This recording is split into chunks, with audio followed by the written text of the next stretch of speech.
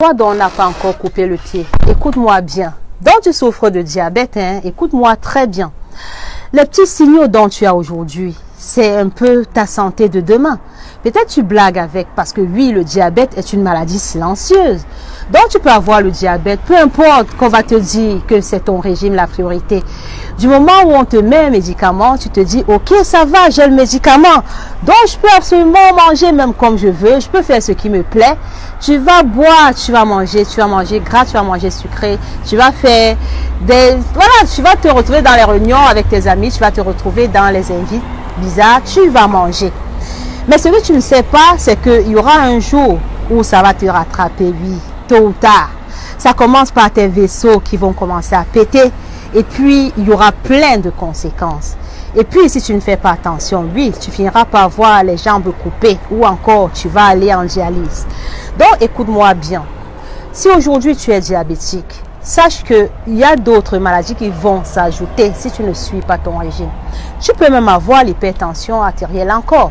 Même tu peux avoir du cholestérol en plus. Parce que tout ça, c'est des troubles métaboliques. C'est ce qu'on appelle syndrome métabolique. Donc quand un ne va plus, ben les autres, ça s'enchaîne.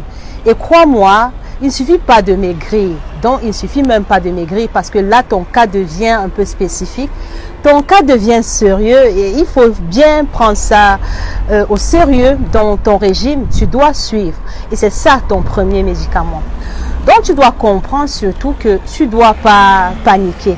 Oui, tu ne dois même pas tout changer comme comportement alimentaire ou habitude alimentaire. Mais tu dois te rapprocher vers une professionnelle de santé spécialisée pour savoir surtout sur quel pied danser.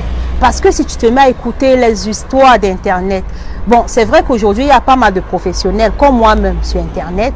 Donc, essaie de voir la page des vrais pros et évite les blablabla des gens qui rentrent dans la santé sans maîtriser l'anatomie. Donc, prends ton mal en patience et prends ça au sérieux. Prends ton cas au sérieux.